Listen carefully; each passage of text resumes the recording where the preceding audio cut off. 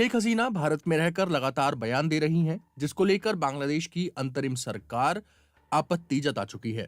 बांग्लादेश की सत्ता की गद्दी पर परमानेंटली बैठने का सपना देख रहे मोहम्मद यूनुस पर पूर्व प्रधानमंत्री शेख हसीना ने जबरदस्त हमला बोला है। बांग्लादेश में बीते साल जुलाई में आरक्षण के खिलाफ शुरू हुए विरोध प्रदर्शन शेख हसीना को सत्ता से हटाने के बाद ही खत्म हुआ। शेख हसीना ने भारत में बैठकर ऐलान किया है कि मैं बांग्लादेश वापस जाऊंगी। सोमवार को ऑनलाइन दिए गए अपने संबोधन में हसीना ने यूनुस सरकार को आतंकियों की सरकार कह डाला।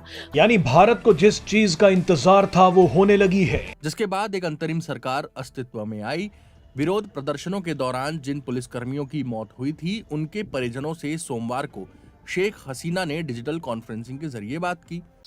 जब से शेख हसीना वालिद को बांग्लादेश से निकाला गया है, तब से लेकर वो इंडिया में रह रही है। तरह तरह से इंडिया भी ये सोच रहा है और शेख हसीना वालिद भी ये सोच रही है कि किस तरह दोबारा से बांग्लादेश पर कब्जा किया जाए, बांग्लादेश की हुकूमत को कवर किया जाए। लेकिन वहां चूंकि इनकलाब आ चुका है, वहां पर हकीकी लोगों का कंट्रोल आ चुका है, तो लिहाजा अब इंडिया और शेख हसीना वालिद दोनों ही परेशान है, क्योंकि बिला शर्कत गैर शेख हसीना वालिद पिछले 15 साल से हुकूमत कर रही थी। वो इलेक्शन करवाती नहीं थी, जैसे कैसे करके वो हुकूमत में आ जाती, कभी धांधली कराती, अपने मुखालफिन को जेलों में डाल रखा था। वाहिदा जिया और जमात इस्लामी के लोगों को उसने पाबंदी सलासल किया हुआ था और बहाने बहाने से उनको सजाएं दी जा रही थी। मतलब कि यह है कि पूरे बांग्लादेश का जीना उसने हराम कर रखा था, सिवाय अवामी लीग के गुंडों के। अब कुछ अर्सा पहले शेख हसीना वालिद ने बांग्लादेश के लोगों से बजरिया फेसबुक खिताब किया, जिसके जवाब में मोहम्मद यूनुस ने ऑपरेशन डेविल हंट का आगाज किया, जिसकी पादाश में कितने ही अवामी लीग के गुंडे पाबंद सलासल हुए। अब फिर शेख हसीना वालिद तरह तरह से बयान दे रही हैं। मतलब यह है कि अपनी मुसीबत को खुद दावत दे रही है। बांग्लादेश ने भी इसके खिलाफ केसेस खोल दिए हैं, जितने भी इसने ज्यादा की थी सब इसके केसेस खोल दिए हैं। अब यह है कि इसको कानूनी चाराजोई का सामना करना पड़ेगा। इंडिया इस खबर को किस तरह लेता है, इंडिया को क्या परेशानी लाहक है, वो मुसलसल ये कहे जा रहा है कि जी जो शेख हसीना वालिद चाहती है वही दुरुस्त है, जो शेख हसीना वालिद मुस्लिम लीग के लोग पसंद करते हैं वही बेहतर है। जबकि पूरी दुनिया जानती है कि शेख हसीना वालिद ने अवामी लीग के गुंडों के जरिए पूरे बांग्लादेश को कैप्चर किया हुआ था, यरगमाल बनाया हुआ था। अब जाकर उन्होंने सुख का सांस दिया है, कुछ बेहतरी भी आई है। इंडिया इस खबर को किस तरह लेता है, क्या उसको पापड़ बेलने पड़ रहे हैं, ये सब आपको दिखाएंगे। आगे चलने से पहले आपसे गुजारिश है कि अगर आपने मेरा चैनल सब्सक्राइब नहीं किया तो सब्सक्राइब करा लीजिए और वीडियो अच्छी लगे तो लाइक भी कीजिएगा। आइए देखते हैं कि इंडिया किस परेशानी से लाक है। बांग्लादेश की सत्ता की गद्दी पर परमानेंटली बैठने का सपना देख रहे मोहम्मद यूनुस पर पूर्व प्रधानमंत्री शेख हसीना ने जबरदस्त हमला बोला है। सोमवार को ऑनलाइन दिए गए अपने संबोधन में हसीना ने यूनुस सरकार को आतंकियों की सरकार कह डाला। हसीना का कहना है कि बांग्लादेश में लोकतंत्र का खून किया जा रहा है और वो इसे बर्दाश्त कतई नहीं करेंगी। उन्होंने वादा किया है कि जल्द ही बांग्लादेश लौटेंगी और पीड़ित परिवारों को इंसाफ दिलवाएंगी। शेख हसीना की बातें सुनकर उनके सपोर्टर्स के बीच एक नई एनर्जी दौड़ पड़ी है। उन्होंने अवामी लीग के कार्यकर्ताओं को संबोधित करते हुए कहा, यूनुस को सरकार चलाने का कोई एक्सपीरियंस नहीं है। उन्होंने जांच समितियों को भंग कर दिया, आतंकियों को खुला छोड़ दिया और निर्दोष लोगों की हत्याएं हो रही हैं। ये सब ऐसे नहीं चलेगा।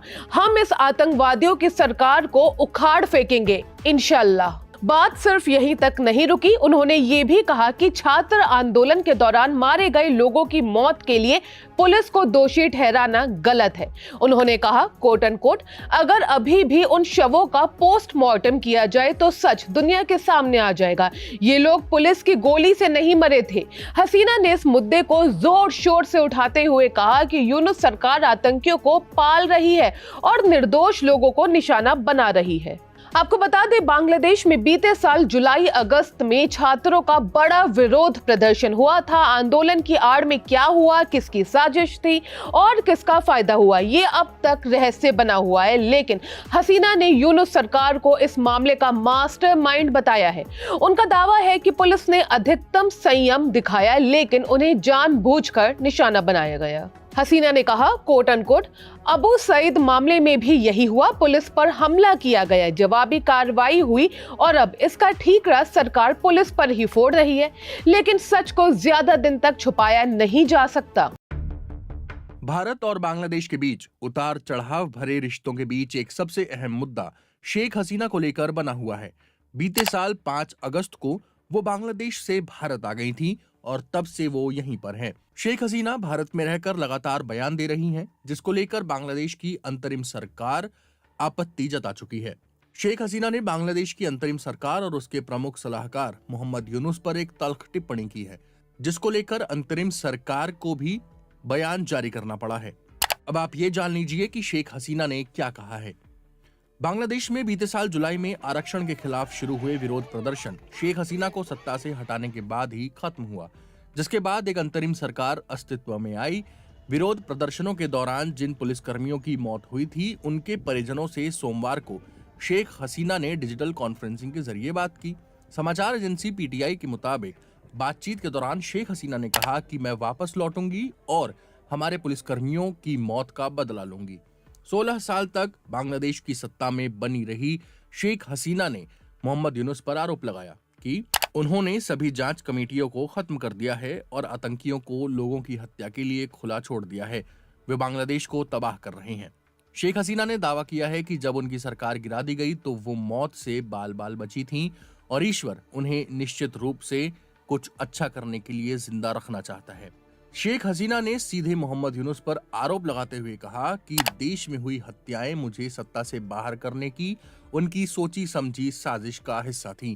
शेख हसीना की इन टिप्पणियों के बाद बांग्लादेश की अंतरिम सरकार के प्रमुख सलाहकार मोहम्मद यूनुस के प्रेस सेक्रेटरी शफीकुल आलम ने भी बयान दिया है। मंगलवार को शफीकुल आलम ने मीडिया ब्रीफिंग में कहा कि ढाका हसीना के प्रत्यर्पण के लिए कोशिशें करता रहेगा ताकि उन पर कानूनी मामला चलाया जाए। इसके अलावा शेख हसीना की पार्टी अवामी लीग पर भी बांग्लादेश में संकट के बादल मंडरा रहे हैं। आलम ने कहा है कि ये बांग्लादेश के लोगों और राजनीतिक दलों को तय करना है कि देश के राजनीतिक परिदृश्य में पार्टी को रहना चाहिए या नहीं। इसके साथ ही उन्होंने ये भी कहा कि जो कथित तौर पर हत्याओं, लोगों को गायब किए जाने और दूसरे अपराधों में शामिल रहे हैं, उन्हें जरूर कानून का सामना करना होगा। शेख हसीना ने भारत में बैठकर ऐलान किया है कि मैं बांग्लादेश वापस जाऊंगी और कट्टरपंथियों को बर्बाद कर दूंगी, इसीलिए मैं अभी तक जिंदा हूं।